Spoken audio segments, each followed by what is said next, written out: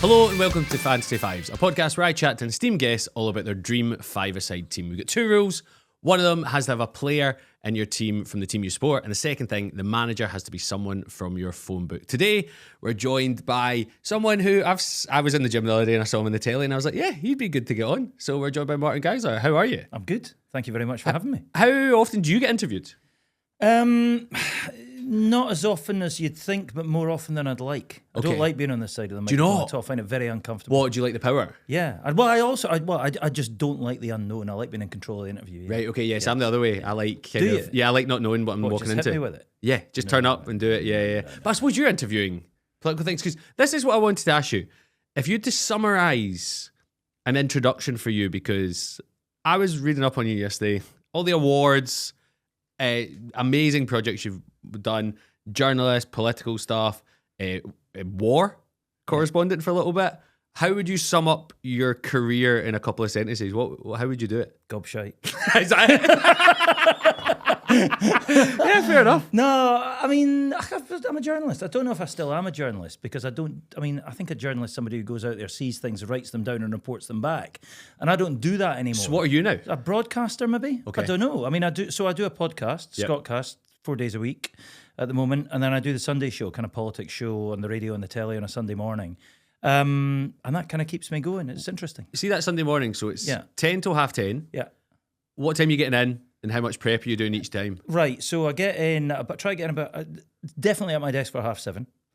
But I've probably done all my prep the day before. I spent half of Saturday. I go to football on a Saturday afternoon. I'm up probably on my laptop by 9 on a Saturday morning, and depending on where Hearts are playing, if they're in Aberdeen, I've had to do a bit on a Friday as well. but I make sure I can get to the game on a Saturday afternoon, because that just is a decompression, right? That's just see the friends, do the important stuff, just have a life outside work. Does your weekend kind of revolve around that then? Yeah, a little bit. I mean, I'm home and away, pretty much. Home and away. I'll go and watch them in Europe. I was away in last season in Pilsen in the Czech Republic in the early rounds. I was in Bruges. So two excellent cities, by the way. They're brilliant cities. Like connoisseur choices. Beer. Yeah, pretty much that's what I was thinking about. Yeah, but I've got a good band of mates who we've been going to see the football together since we were very young, and we've all gone different ways in life, and it's the one thing that kind of keeps us together. So, middle-aged man, keep in touch with your friends. It's quite important. Yeah. I certainly use that as a reason to my missus to say that Saturday afternoon's sacrosanct. Yeah, and what happens, see on this Sunday, so when I was in the gym, was it last Sunday or the week before, and I saw you were interviewing Anna Sarwar and Russell Findlay, so how much prep do you do on each person, and what happens if a story breaks the night before? Does everything go out the window? Oh no, I mean, it's Sunday morning we do it, and it's live, so quite often there's stories in the Sunday papers that we had no idea were coming up, and that might derail everything and change certainly the top half of the interview. But no, I mean, there's a meeting on a Friday and then a meeting on a Saturday where we discuss roughly what territory we want to do, and then I go away and read into the whole thing, and then we come back and discuss a rough line of questioning, game it out a little bit. If we say that, where are they going to go with it? And then how do we box them in a little bit on that? How do we, increasingly with politicians, how do we force them to give us an answer? That's the trick these days. Do you not get so annoyed when they don't? Yes. And how do you get the answer then? Well, I often don't, but I've got a kind of a rule that I try to stick to, but I'm not all that good at, which is ask 3 times. Ask, they kind of prevaricate. So ask again. If they prevaricate again, say, listen, I'm giving this one more go because you're obviously now trying not to answer this question. So you call them out. We can have one more go at it. Let's see what you do. Here's the question again. What are you going to say? And on third time, at the start of the answer, it's clear. Right, okay, stop. You had your chance. We're going to leave that there. Everybody knows you're not going to answer that. Let's move on. And actually, that's quite a lot of jeopardy for them, because it's worse being seen to be afraid of answering a question than giving an answer that could prove to be difficult for you. So yeah, because recently Labour had someone for that by-election that they just didn't put in front of the cameras. Yeah, and they won it. So where does that leave people like me? They won it against the odds. Yeah, I think he hadn't done it. I mean, I've got a bit of a strong opinion about that, which not everybody shares, but it's a big democratic event, an election, and if you're not gonna put somebody up for any debate to test their policies in front of other people who are going to pull them about a bit, then I think that's quite troubling, actually. I mean, the hustings is an old-fashioned political word, but you should have a hustings before every election so people have got a chance to get the measure of you. And Labour's argument there was, look, we just put him on the doorsteps, but what if he doesn't come at your doorstep? It's still one, though. Yeah, still one. Still one. So maybe you're wrong. Well, yeah, exactly. What does that say? What's the thing you're most proud of? Because if you go back to, you had the opium documentary in America. That won an award. What award did that win? It won, crikey, now you're asking. It won an award with the Association of International Broadcasters. Fucking hell, man. Yeah, it was quite all right. That's We're a sentence. We're up against CNN and the BBC and all that for News Feature of the Year, and so we won that.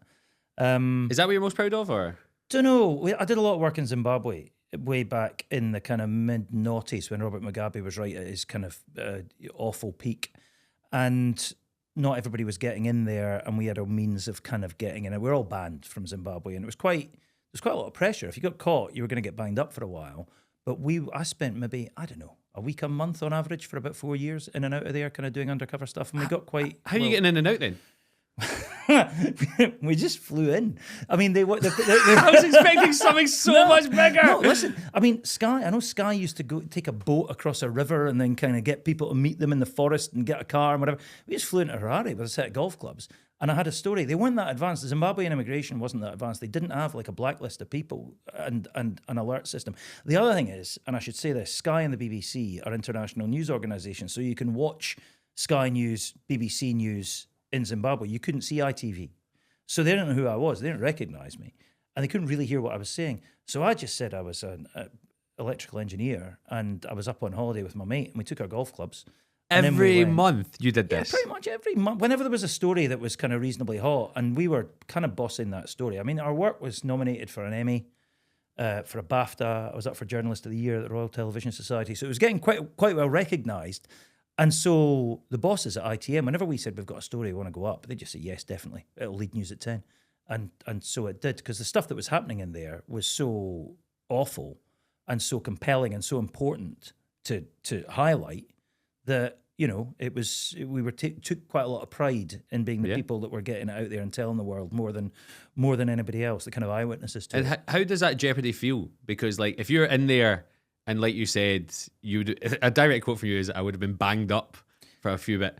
Did you enjoy that, or each time was it getting worse? No, you kind of moved around like safe houses where people had a network up there of people who would kind of put us up or look after us or places to stay. And it's just intense. It's just claustrophobic. I mean, if I thought that there were a couple of times where it got really close, it got really tight, and we were ambushed once and got an absolute hiding, and that was very unpleasant. But it's the most East Coast answer you'll get today. Yeah, it was suboptimal. Yeah, but it's the intensity, it's the claustrophobia of it. You don't think it's going to happen, because if you thought this is just around the corner today, you'd leg it, wouldn't you? But it was inescapable. So it was the stress. And it's funny, you don't realise you're under stress a lot in situations like that until you get out and you go home and you kind of start behaving in a different way, that you're not like yourself for a couple of days. And that's just that's just decompressing and all that stuff coming out of you. You've been tense and like wound up. And how does it work? How do you decompress when you come back from something like that? Do you go bowling? Like, what do you do? No, I would kind of take myself away and not speak to people for a little while. Do you know, when I did a bit, I was doing kind of conflict stuff. I was in Libya a lot, 2011, and we go in and out of Libya and the revolution there. So is that during the Arab Spring? Yeah, exactly. And with this, I went in like a couple of days after the revolution started, and then was in and out a lot every few weeks. In for 3 weeks, out for 2, back in, back out, all that. And it was, we were with the rebels in the east of the country and moving down towards Tripoli with them. It was a lot of fighting, kind of frontline stuff. And at the end of a trip, laterally, ITM would say, listen, just get so you'd fly in and out of Cairo and then drive right through the desert and then into Libya. And at the end of the trip on the way home, ITM had said a couple of times, listen, there's a lovely hotel in Cairo, just in the outskirts beside the pyramids. Just you guys go there and park off for a couple of days. Yeah. So just talk, have a few beers, stick stuff on your expenses, swim, chill out, read a book, relax, do whatever you need to do, but don't take that stuff home with you. Which was actually it was quite a good therapy. Yeah. So it's quite important. You and a cameraman? Just you two, or what? Well, in Libya it was a bit more, be me, cameraman, maybe 2, and a producer. So it'd be 4 of us. But generally, like in Africa, it was just me and the same cameraman all the time. It was brilliant. He was from Zimbabwe, so he grew up in Zimbabwe, so he had a big network of friends there, which made it so much easier for us. See, when you go on holiday, like, how are you picking where you go? Because when you've had that level of excitement, that level of, well, you say excitement, but you're also seeing horrific things. Do you just want to go switch off, or do you want an adventure? What do you do? No, when we were living in Africa, and my wife and kids were living over there with us as well, and with me as well, and it was, the kids were young, and we were there for 4 years, and our holidays were China, India, Argentina, Australia. Great. So just get out there and travel. And the kids now are mid-20s, and they've just completely, they think the world's a small place. They make friends very easily. They kind of travel about. It's quite a gift to give them just to kind of just get them and go. And so when you've come now, like you were saying, you do Scott's Cast, which you can get as a podcast and out on telly. It's out on telly. They're getting their money's worth of you, Martin. That's what's happening. That's good, though. And then you've got the Sunday show. Recently, the big, I would say maybe podcast hit of the year. You know where I'm coming from. Romanov, Star of Hearts was phenomenal. Like I said this before we started. You and James Christie, who I know who was the producer of that, I messaged both of you during this, and I was like, I am loving it. And I don't usually do that. I thought it was so good. What was that like to work on? Let me tell you this. When you asked me what's the best thing, what's the thing I'm most proud of? Is it that? I mean, I love the Zimbabwe stuff. Very proud of the Zimbabwe stuff. But the thing I've enjoyed most, I've been doing this gig 35 years, and I don't think I've enjoyed anything as much as doing Romanov. But what I have to say, you've name-checked James Christie. James and Stephen Hollywood, his colleague, and Graham Russell from our kind of production department are geniuses. That podcast, right, was kind of top tier, glossy production. So well produced. It was right up there with the best there is. I mean, it was so cleverly put together, and I had absolutely nothing to do with that. So what was your job? Just scripts? Gobbing a stick. No, I did. Writing it. We met a few times before we started. I was very interested and involved at a slight distance from the production process. But every week when I went along to voice up the final version, I was always amazed and delighted with how good it felt and how well they'd done and how creative and clever they'd been with that narrative, just weaving that whole thing through, that strand through to tie the whole thing together. And we're still interviewing people kind of 2 episodes from the end. I found somebody else who might be able to add something to this. Keep going.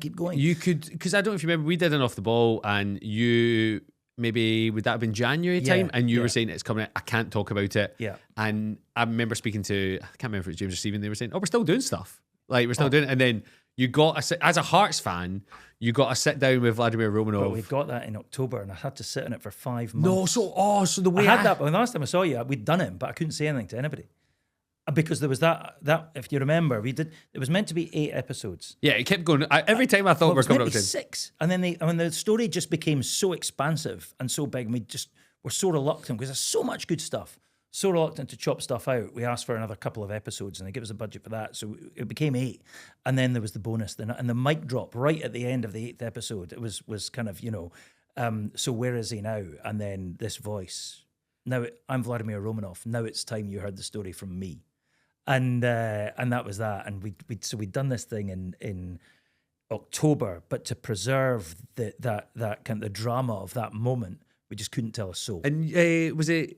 James said it was yourself that was lying on the ground by the end of it because you're so exhausted? 3 hours. 3-hour interview, and this guy is just... Through an interpreter as well? Through an interpreter.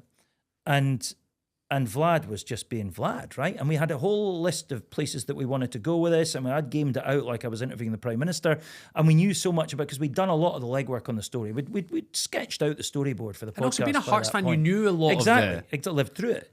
And there was so much that we wanted him to say, and it wasn't necessarily going to be a terribly antagonistic interview. It was just, look, some of the stuff you did was a bit nuts. Can you try and let us inside your mind and help us to understand what you were thinking at that point? And but boy, oh boy, he was typically Vlad. I mean, he was answering questions with questions of his own. He was deflecting all the time. And halfway through an answer, you think this is a riddle. And then you get spat out the other side of the answer, not knowing which way is up. So, yeah, he was very, very good at it. And it was hard. Did the interpreter going through, did that give you time to buy, like, your next question? Did that help you adjust? I don't know. I'm kind of slightly the kids these days talk about getting gig amnesia. They're so in the moment at a concert, they come out and can't remember what just happened. It was a bit like that. I remember looking at James and Stephen just kind of bewildered. And at the end of it, I was exhausted. And he just kind of collapsed on the floor, my head in my hands. And I looked up at the pair of them and said, have we got anything there? And they looked a bit bewildered at each other. I said, what do you mean? And I said, did he say anything? We've got a light. Can we make anything? That was just madness. That was just madness. Can we make anything out of that? And they said, I tell you what, just leave it. Let's leave it a little while before we listen back to it. And I remember I was driving up to Dens Park for Hearts away game, and this must have been, the series was on air at this point. I remember when episodes 1, 2, 3 had gone out, They we dropped still together. hadn't Yeah. decided what we knew it was going to be an episode at the end of Vlad episode, but we didn't really know quite what form it was going to take, how we were going to handle it, and we just knew we had this mad thing. And then they cut out all of the Russian. So you'd have my question in English and then the interpreter's answer, speaking for him in English, and just chop that together. And suddenly it's only an hour long or an hour and 10 minutes long. And they sent me a file of that, and I listened to it as I was driving up to Dundee. And within 5 minutes, I'm just high-fiving myself up the motorway, thinking, this is dynamite. Already, he said, I wanted to buy Liverpool. I'm fighting people in the car park. I mean, the whole thing was just amazing. Yeah. And also, his version of events, completely at odds in many cases with the other versions of events. If you've not listened to it, go. I cannot stress how much I enjoyed it. Also, the little bits where James and yourself would come back out and go, well, that's not true, and just just like we kind of live paused the interview and assessed it, debriefed it as we went. And you was quite said a good way to do it. you got Hearts home and away. How many fans are talking to you about it? Do people come up all the time? Very gratifyingly, actually. Increasingly as the series went on, more and more people were kind of, you just walk out and some stranger come up and smack you in the back and say, I'm loving it. And do you know, when it was on air, because we took a decision not to drop the whole lot in a winner. Which I remember you told me that, and I thought that was quite mad. Well, but then I kind of understood it when I listened to the first few episodes. But if you did all 9 in one drop, then people talk about it for 2 weeks and it's gone. And if you're confident that you're going to create something with this, and you think people will wait, then if you've hooked them, then you get 2.5 months of chat about this thing. Yeah. And also it allowed us to keep building the story. As I said, 7 weeks after episode 1 dropped, we're still interviewing people who can add to it. So yeah, no, it was really, really good. And as the Hearts fan inside you, when you were chatting to some of the players, were you giddy? I didn't do all of that. Did you actually. not? So like James did a couple. I did most of the big interviews, but some of the players, like Paul Hartley's interview, all that kind of stuff. And did you get Bednar? No, James did Bednar. That's the one you'd want. I Yeah, think. exactly. But no, I wasn't really giddy. It was just. Do you know? I don't know what you feel like when you're interviewing people. I just always get my work head on and think, right, I've got stuff to get here. How am I going? I know where I want to go with this. I don't know what I want them to say because you don't want to put words into people's mouths, but it's just get the job done. Yeah, no, I'm very much opposite. I don't really think about what I'm going to do. No, I just kind of the best way. I just trust hope. myself in it. Yeah. Well, I think when you do stand up, you're so used to just being in the moment. And like last night, I did a fundraiser, charity gig, and someone heckled. So you just end up talking about that for like 3, 4, 5 minutes. No and go idea that way. how you do it. I don't know how I'd rather do that than go to Libya and. Well, I'd rather go to Libya than stand on a stage alone with a microphone in a room full of eyes. Yeah, valid. So we'll get into your Fantasy Fives team because you obviously are such a big Hearts fan. You said you go home and away. Just Hearts, or are you one of those people that is an English team? Do you follow Scotland? What do you do? I've tried to have an English team many times, and I just can't. I just can't get the association. Yeah. I tell myself this season I'm going to watch whoever.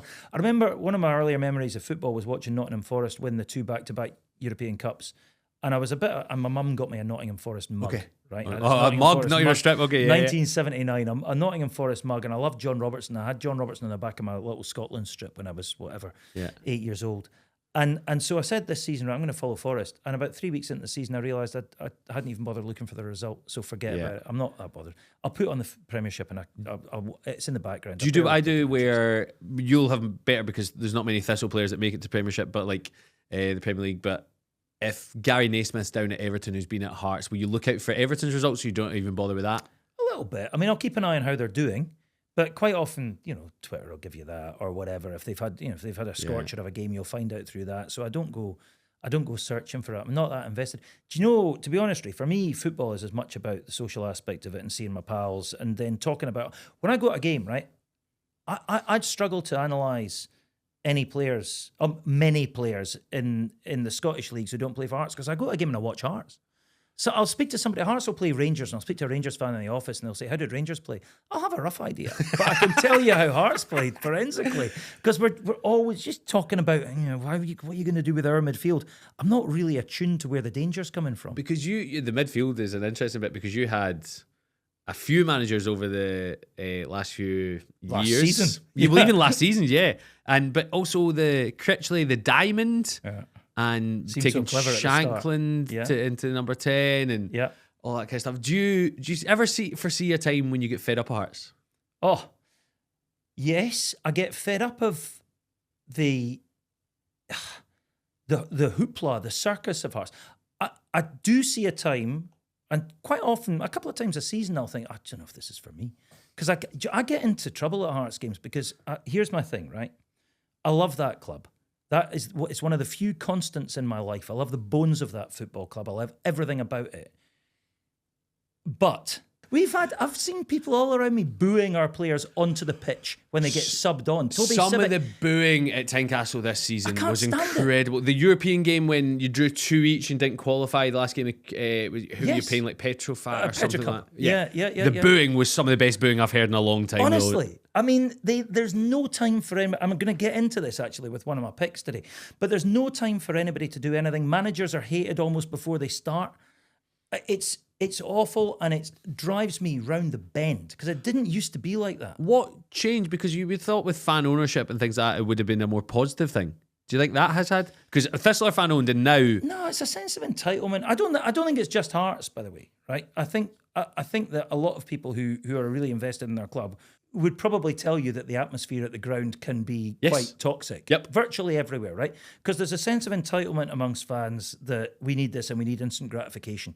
It might be a social media thing, I don't know. Social media thing, I think, is huge because we're currently recording, so it's the 17th of June. Thistle have not signed any players, and on social media, there's a Thistle Facebook forum. I have seen maybe 40 different posts of get the board out, get this done, get this done.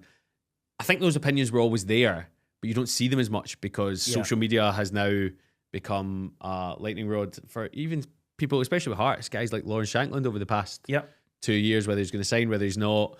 And as a result, that must all get to him. The other thing also, I suppose, is we don't get that much loyalty from players, right? They'll come and they'll go. I'm listening to rumours at the moment about who's going to leave, and a lot of players I really like are going to go. They've been here a couple of seasons. Teams I grew up with, you had guys who'd been there 8-10 years. I mean, Craig Gordon's going to get a testimonial this year. Saw that. He's come and gone, whatever.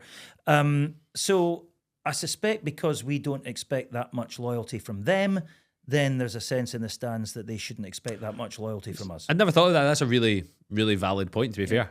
Let's get into your team. Okay. So, are you having a goalie in it? Well, I wasn't going to. You don't need to. I wasn't going to. It's buyer's choice, Martin. Let me tell you about this team, right? I had 2 names on the team sheet when I got in the lift to come up here. So 5 minutes before I arrived. And I had an idea swirling around about how I might fill the rest of the team. And I wasn't going to have a goalie because nobody really wants to be in goals when you play 5-a-sides. It's a punishment. You go in for 3 goals and then you swiftly let 3 in and then you come back out 100%. Again. Right? But your other criteria, you've got to have a player who represented your club. Yeah. I don't know. Walter Kidd was my favourite player when I was young. Really hard, right back, unfashionable player, but solid, all that. But no, I am going to have a permanent goalkeeper. I'm choosing Henry Smith. Oh, I was expecting Craig Gordon there. No, because Henry Smith speaks to exactly what I was just talking about, right? He came through just after I started watching Hearts, or a couple of years after I started watching Hearts, and I watched Henry's whole career. Henry was a great keeper at times, but he was also an absolute maverick, right? He could flap about, he could let in daft goals. That's what you want. He'd be watching the fans and the ball going in the back of the net behind him, the whole thing. But I don't remember ever there being calls for his removal, right? The fans loved him. The fans loved him because he was a maverick and he was our keeper. And that speaks to that era of loyalty and devotion. They're our boys, right? Was he East of Scotland as well? Was he a local from Yorkshire? Was he? But he came up and he became adopted East of Scotland, still lives there now. Yeah. All of that. He was from Leeds originally, Henry. Right, okay. But he just became this hero. He would turn and wave to the fans a lot. He loved it. He just got it. I think he'd been a postman before he was a footballer. He just was you just got this sense from Henry, right? That he just felt he was lucky to be there. Yeah. And you just appreciate that. And that's what you think, if you were a footballer, you think that's what I would be as well. So I think that's... Exactly.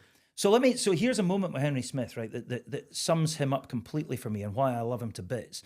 Hearts are playing Dundee, and I should have done the research on this because I should be able to give you the date. I think it was like a League Cup quarter-final, Dens Park, must have been like 93, 94, under the lights Wednesday night, minging night. I drove up after work with a couple of pals. We're sitting in the end of that old stand at Dundee, and it was an amazing game. Went to extra time. Here's how long ago it was. The goal of the game was scored by a young Morton Weghorst for Dundee. Jeez, okay. Absolute roaster of a shot, but 30 yards out on the right-hand side. Remember it. Anyway, it went to penalties. And I can't remember whether it was like 5-4 and Hearts had 1 penalty. Whatever.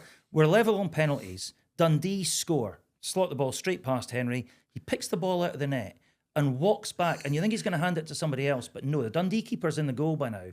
Henry puts the ball on the penalty spot, spins on a sixpence, and blasts it not just over the bar, but over the back of that old little terracing and into the plant hire yard, into the forklift trucks behind, and that's us out the cup. And I remember walking out the stand with my mates, just laughing. And I could be wrong, right? Again, I haven't done my research on this, but I've got a feeling that may have been the last game Henry Smith ever played for Hearts. Really? That was at the end of his tenure. Entirely appropriate way to leave the club, just in the Maverick style that he could. I honestly thought you were going to say put it top end. No. We all thought, that would be the poetry of it, right? Put the ball down, you think, no. Spins round, smashes it. No, what a moment. Nah, into the forklifts, out the back. Brilliant. And why, what was Craig Gordon an honourable mention or not close to you? What? No, I mean, Craig Gordon, so here's the thing, here I get back to the Hearts fans, right? One of the best shot stoppers in the world, 41 years old, what a career. I mean, extraordinary. Still, until recently, the most expensive goalkeeper ever to go to English football. And yet, you hear quite vocal calls from the Hearts support. Empty him from our, can't he come out for crosses? He's a dud. Never liked him. All that stuff. Glorious, enormous, handsome bastard who can stop anything. What's there not to like about Craig Gordon? He's such a delightful man as well. Yeah, he's such perfect. a delightful man. He's almost too perfect. I think perfect. I think I've mentioned it on this podcast before. A Scotland international once described Craig Gordon to me as like the Undertaker from the wrestling, where you're having fun and then this looming figure is behind you, and then that's the fun over. Seriousness needs to happen. Yeah. So you've got Henry Smith. Who's your next player, Martin Giessler? Who are you picking? Right. So I had to apply criteria to this. Because so what is your criteria? Well, here is my criteria, and I'm slightly ashamed of this now because it kind of... So basically what you've asked me to fish from is the entire history of humanity, right? 100%. Any human being that's ever lived, right? And that's too much, and I got myself in an awful mess trying to work out. Well, actually, I remember when I asked you to come on this, you replied to me saying, yep, definitely up for it. Then about 40 minutes later, you messaged me saying, I've only thought about this for the last... Yeah. So I was looking around the house and I'm thinking, where am I getting inspiration from? And I saw a photograph of me with somebody. And I thought, right, I tell you what, I'm going to limit this to people I've met. So I was talking to people about this in the office this morning. I'm going to do this podcast this afternoon. Yeah, people I've met. And somebody said, oh, Christ, just so you can see you've met them all. So I accept, right, that this will make me sound like a bit of a tosser. But that's not the reason. No one's done this before, and I like it. Right. Because I like when people go, they bring out their own formula to it, because the whole idea of the podcast, it is vague. So sometimes you can get people who aren't football fans on, you can get whatever. So who was the picture inspiration in the house? Right. So the picture, I saw this. Is that one of your picks? Yes. Okay. I saw this person, I thought, right, he's in, because he's probably the most admirable person I've ever encountered in my whole life, and I want him in my team for various reasons. So my right back, if we're going to do it that way, is Archbishop Desmond Tutu. Strong. Absolutely strong. So... Right, so many questions. Do you know what I can see? He's playing. I want you to visualize this. He's playing in his full purple robes, his cassock, right, with his little hat.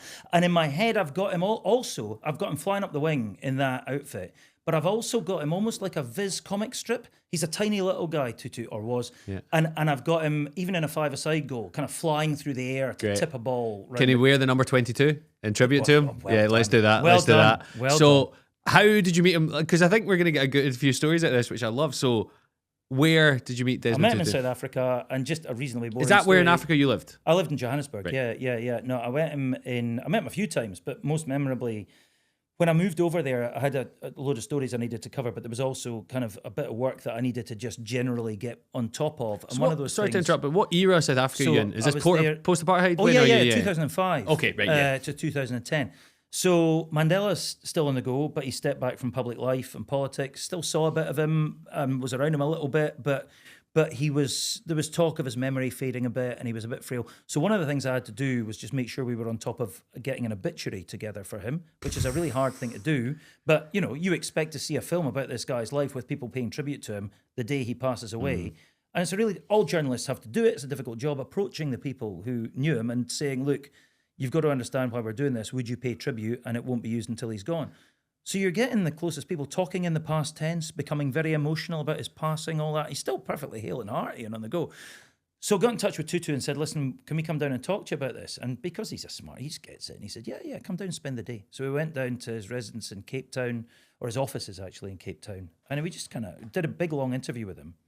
And then just kind of hung out with him for a while. And he's just the most amazing... I've only met a few people in life like this who are genuinely warmed a room. Like you felt the temperature in the room go up just a fraction of a degree when you were in his company. Just this glow about him. And the other thing I would say about Tutu is that while Mandela got all of the kind of attention largely during apart from the sacrifice he made, but his sacrifice was his freedom. So he was in jail while this dreadful regime was carrying out the worst of its acts. Tutu was preaching and standing up to them and on the streets and leading the protests with only like his faith for protection and putting himself right in harm's way. By the way, decrying a regime that would gladly have killed him and accepting that as his fate if it came to him and didn't. But despite that, also being the most charming, funny, charismatic, also kind of, terrifying guy. If you said the wrong thing, he'd look at you and that was it, cut you dead. So he didn't take any nonsense, but he was an amazing guy. What a strong choice. And did he have a group of people around him, and how do you get in contact with Archbishop Desmond Tutu? In office, just called his office. Somebody had a number for him for his PA. I phoned her and said, "Listen, I'm going to send you an email now. Can you make sure it gets in front of him?" And got a call back the next day saying, "Yeah, when do you want to do it?" Is that one of the most "how the fuck have I got here" moments you've had? Yeah, that was. I mean, it was probably only a couple of weeks after I landed in Africa as well, and suddenly I'm sitting. I've never seen Table Mountain before, and from his window, we've got this amazing view across the bay from Milnerton, this little suburb of Cape Town, across the bay, and there's Table Mountain and all the majesty of that, and to your left, behind the desk, is Archbishop Desmond Tutu, one of the most magnificent human beings ever, well, in my lifetime. And so, yeah, that was definitely a pinch me moment. That was amazing. How do you think he will interact with Henry Smith? Do you think they'll get on? Oh, I'd be fine. Two big characters? Yeah. Two big characters, both appreciating each other's strengths. Yeah. Both mavericks, both like a laugh, both crowd pleasers. Coming on, he's trying on the cassocks, definitely. Yeah, so it's all happening. Next person that you've met that is in this squad, Martin. Right, and I haven't met this guy often. I've only met him a couple of times just to interview him, and I still can't quite believe I've put him in my squad because, but he's just over the last few days become a person of extreme interest to me. Okay. It's Freddie Flintoff. Now, I had this guy down as just, a cricketer, not that much of a cricket fan, bit of a sportsman, the guy who got pissed and fell off the bus when they were celebrating the Ashes, all that. And also part of this slightly nauseating crew with James Corden and Jamie Redknapp and all that doing the show on Sky, whatever it's called, yes. Exactly. And then I watched the documentary about him that's on whatever it is, Apple TV at the moment. He had this horrendous accident when he was presenting Top Gear. I don't think I've seen that, but I've seen his cricket documentaries where he takes a group of kids in Preston and eventually takes them over to India. He comes across phenomenally well. So this documentary is just about him and his rehabilitation, and he is so honest and so open and so completely kind of dedicated to what he believes in that I thought, hang on a minute. And then you watch other people paying tribute to him and you go back and you see the kind of the moments that they're discussing in his life. And he just strikes me as being an unbelievable human being. Far more interested in cricket, actually, than he was in being a celebrity. Yes. But also an enormous asset to the dressing room, not least because he was a massive bevier and leader of the party and all the rest of it, but a complete leader of men. Yeah. And a totally flawed guy, but a guy who was completely honest about his flaws and tried to address them and just a guy who tries to do his best, I think, but also really vulnerable because he's had this injury with the Top Gear accident and it's basically effectively kind of ripped his face off and he's had to have his face rebuilt. And the struggles, the emotional struggles he's had coming back from that, I just thought, here's a guy I want to know a bit more about. Here's an impressive human being. So on that level, he's in, but also because the tales from him in the dressing room, you want him on a Tuesday night for a pint after. If you get a chance, that it must still be an iPlayer, the Freddie Flintoff cricket thing. So he gets a team of where he grew up, tries to get a cricket team together. One of them goes on, he helps him get an asylum claim and everything. He just comes across a stand-up guy, and then he promises to take him to India. He has that accent. And then he still does a year later, and you can see he's really struggling with it. Yeah. Where did you meet him? I met him once in South Africa when England were on tour over there, and I can't remember what I had to interview him, but he couldn't really be bothered with it. And he was really grumpy, and then by the end of the interview, he was absolutely fine. And then I met him in Preston. He was given the freedom of the city of Preston.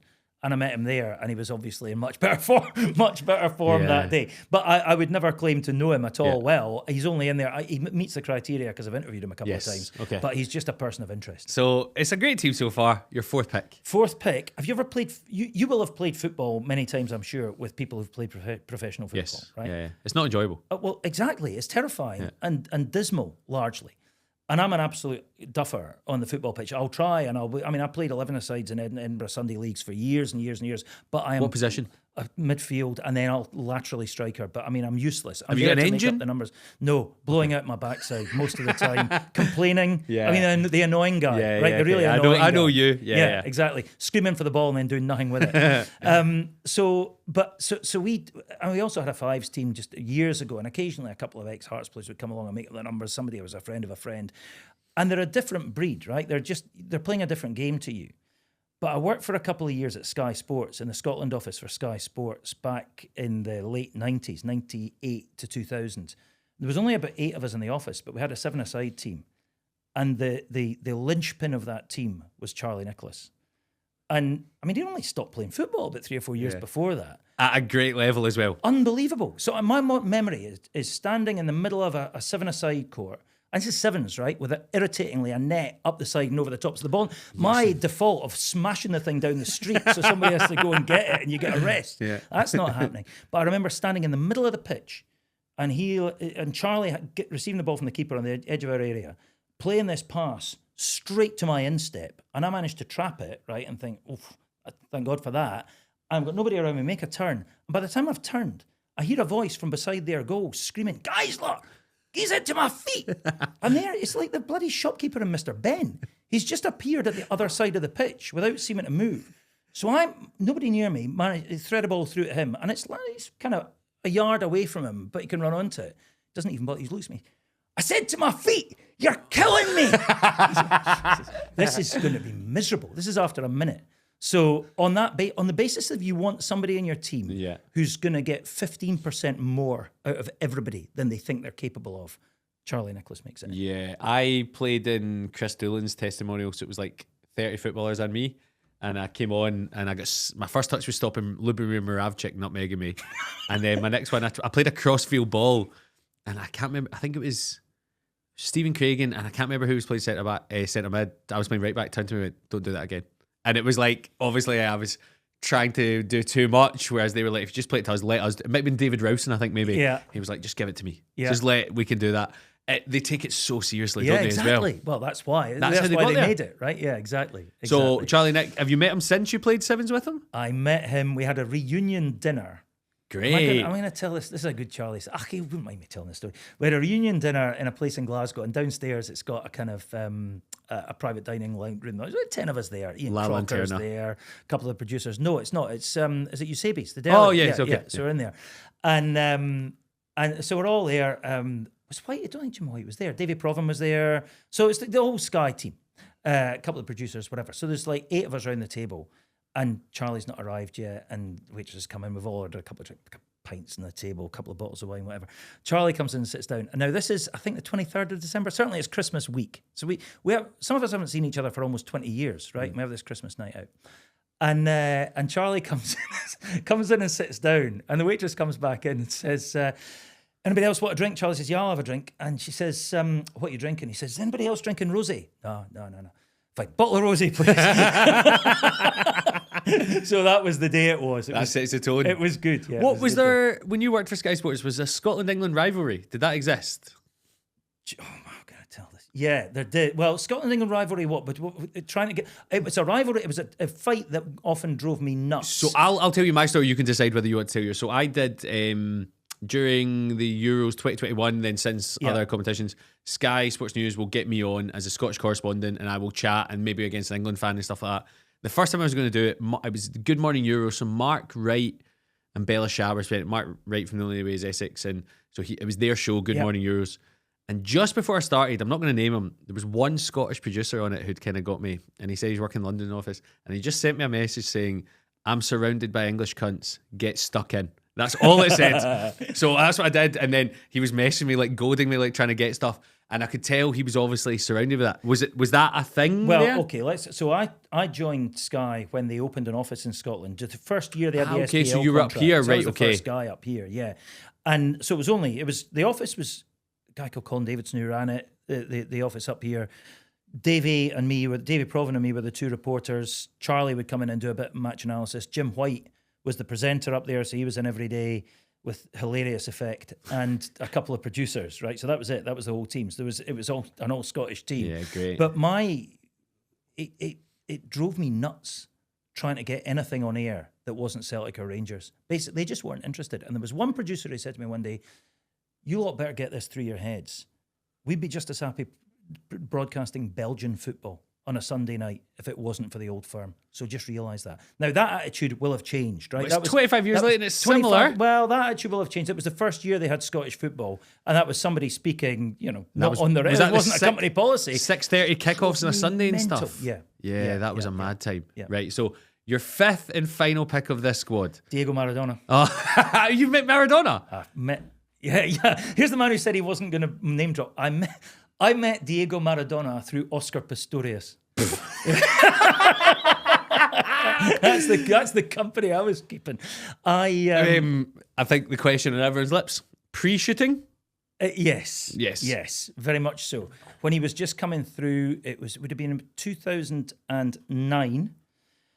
And he was becoming a star, and we were looking, I can't remember why we were looking to do something ahead of the London Olympics, but there were billboards going up around Joburg with this guy, the Blade Runner. Nike had sponsored him.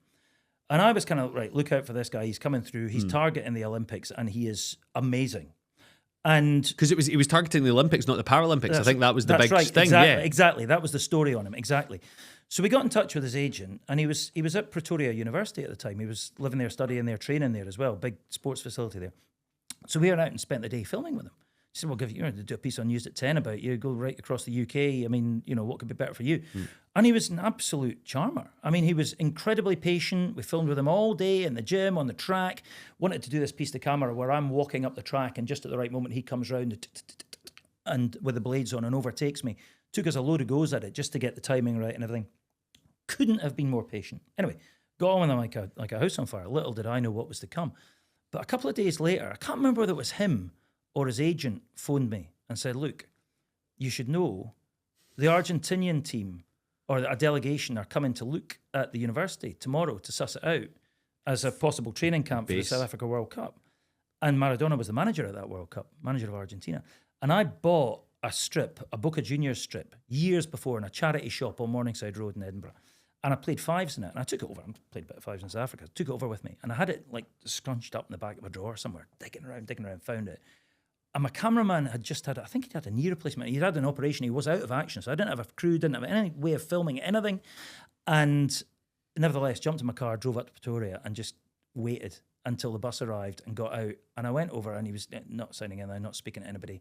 But you can follow us around. So I kind of walked around for ages, like for an hour, with this little group. And at the end of it, Maradona said, "Yeah, I was chatting to people. It was very relaxed. There was no journalists there. There was nothing. I was the only guy." And at the end, I went into my bag and got this Boca Juniors top out. And it was the era that he played. It was the early 80s. It's a beautiful strip. It's a great strip. So right across the yellow band in the middle, he signed it. And I've still got it. To any burglars out there, it's not in my house. It's not in my house. But yeah, but I also remember about that. There was this kid, this little African kid running around us, a toddler, like a year and a half, 2 years old. And at one point, Maradona he was the groundsman's son. So the groundsman's obviously joined this kind of little gang of us that are walking about. So he picks up this kid, this cute little grinning kid, and puts him on his shoulders, and he's kind of ducking about the place, and off he goes. We carry on walking, and he just keeps this kid on his shoulders. So we're getting on the bus at the end to go away. He walks on the bus, got the kid in the shoulder. The bus door shuts, and the groundsman's standing there. At what point do I say, "Can I have my child back, please?" So there's a knock on the door. The kid gets handed back at the bus, and off goes Diego Maradona. Wow. But the other reason he's in there is that for whatever reason it was drawn to my attention, probably on social media recently. Do you remember, it's 40 odd years ago now, he was playing for Barcelona in the Copa del Rey final against Atletico Bilbao, and Bilbao won 1-0. And immediately after the final whistle, this scrap breaks out. And Maradona gets torn in like the Tasmanian devil. He's feet, fists, head, knee, the whole lot is all being used to extraordinary effect. He is the complete package of a maniac. Yes. Right, in every aspect of his life. The maniac's maniac, right? And there it is demonstrated there. And I've got a big mouth and no filter, and I'm no fighter. So you need him in the fives team. You need him in the fives team just to back me up when I get myself into trouble, as I often do. How do you worry about the dynamic of Maradona and Freddie Flintoff? Maybe the night before, say it's a 10 a.m. kickoff on a Sunday. Do you think they'll both be turning up? I think it's going to be messy, isn't it? But it's Fives. I'm playing Tuesday night, 7 o'clock. Does Desmond drink? I don't know. I doubt it. I doubt it, but I mean, Desmond's got other sources of inspiration and of yeah, that's cheating. That's cheating. He gets his kicks from above. So let's go through your team. So you get Henry Smith. Did you ever meet Henry Smith, by the way? Yes, but in the passing. I mean, at Hearts, hospitality, all that kind of stuff. So you've got Henry Smith, Archbishop, Desmond Tutu. You have Freddie Flintoff, Charlie Nicholas, and Diego Maradona. Nicholas and Maradona. That's a good front two. And we always ask the manager to be someone in this team. It has to be someone in your phone book. This could be quite apt because you've met all these people. Do you happen to have any of their numbers? You could have a player manager. Let me have a look. No, I don't. I'll have Charlie's number in there somewhere. So do you want to go player manager? Or do you want to pick someone else? Can do. I mean, I was gonna put him on again and name dropping. But I when I came off here, I got a text after a show I did on a Sunday morning where I'd had a terse exchange with a politician, and I got a couple of texts afterwards saying that was good telly, and one of them was from Alistair McCoist. So given that he's managed the team, and he's probably the only person in my phone book who has managed a football team, he gets in. Oh my word. He's also become a national treasure. He really has. So my wife's family said before we're all big Rangers fans, they love Ali McCoist and they've met him a couple of times in passing and stuff like that. And he, by all accounts, I've met him once with Fred McCauley introduced me. A delightful man. Oh, like he's an absolute delightful charmer. man. He's also one of these guys, if you met him with your kids, he'd remember your kids' names next time he met. It's all that. And I mean, if McCoist goes for a pint of milk, it must take him all day. I mean, he wants to speak to absolutely everybody. And yet his just that ability, and I don't think it's manufactured at all. I just think it's completely instinctive and natural. He's just a charming bloke, and he's naturally funny. You just want to be in his company. Just one of these people who makes you happy. How much inspiration do you think the team will get from watching him and Desmond Tutu chatting? I don't know how that's going to work, actually. They're two personalities who you don't necessarily... I don't know what the dynamic's going to be there. Fascinating. I think you're going to get your inspiration. I think you're going to probably get your inspiration from Freddie Flintoff in that. That's who I'm listening to in that dressing room. That's a great team. And Martin, what's coming up? So you got Scott's cast going all the way through? Yeah. Through to... I mean, I don't know. The thing that's looming on my horizon is the election next May. So, yeah, I mean, just... I don't know. Is election season fun for you? Well, I've done the overnight results program the last few times, and I love that. I love it. Have you met John Curtis? Yeah, I was just with him last week doing the Hamilton by-election. What's he like?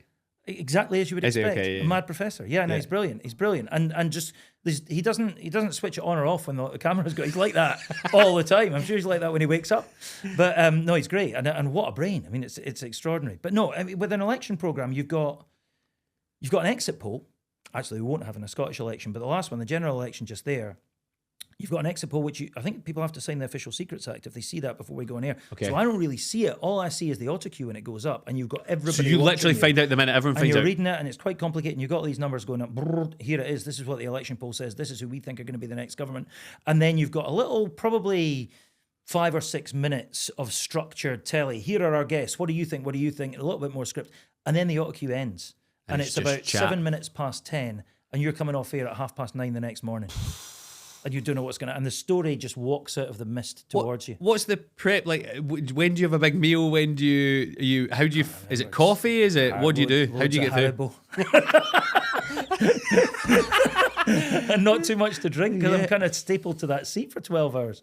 So, yeah, it's good fun, though. It's really intense. Really intense. The only thing that's worse than doing it would be not doing it. Yeah. Now you've done it. Do you know what I mean? So that's quite interesting. And, do you know, I was never a political anorak growing up. I've never been a political journalist, particularly in the past. And I wonder, and I was quite intimidated going into this line of work when I joined the BBC, 7, 8 years ago, doing the Scottish politics side, because, you know, if you want to be a sports reporter, you've kind of got to have grown up with completely immersed in football, if you're a football reporter, or you get found out. And I had a passing interest. It's always been on my radar, politics for work, but I was never one of these kids that, you know, read the Labour manifesto over the breakfast table when I was 8. And I thought, I'm going to get found out. And I wonder whether there's something actually refreshing about having somebody in 100%. Who doesn't eat and drink it all the time. But I have become an anorak. Yeah. But I'm surprised how immersed in it I've become. Do you text politicians? No, I've got quite a strict rule that I don't socialise at all with them. They're not my friends. You don't want to accidentally I send don't them a want document or There's some anything I like like. Some I don't particularly Yeah. rub. There's some you rub up against the wrong way. Some who naturally seem like decent folk. Most of them seem like really decent folk. But they're not my. As long as I'm doing this job, they're not my friends. that. Yeah, that's the best way I think of doing it. And I do think that generally is quite refreshing. The final question I'm going to ask you is: have you ever met Laura Kuenssberg? Yeah, no, Laura. Laura Has was the she business ever mentioned Partick Thistle to you? No. Because on Wikipedia it says she's a Thistle fan, and she's above me in level of famous fans. So if we can cut one out, I'll text that'd her. be good. I'll text her and get back to you. I'll test the credentials. Yeah, let's see it. No, I work with her at ITN. She's brilliant, Laura. She's brilliant. She's great. More than anything, more than the big brain, more than anything else like that, she's an absolute hoot. Is she? Yeah, she's a great laugh. Oh, that surprises me, actually. I don't know why. Great gossip, great laugh, just one of the gang, no airs and graces, quite happy as just part of the bigger team. Doesn't think she's above anybody else. She's great. Let's see her up at Firhill and we'll find out. That's the Exactly. plan. Martin Giessler, thank you much for joining us in Fantasy Fives. Thank you for having me.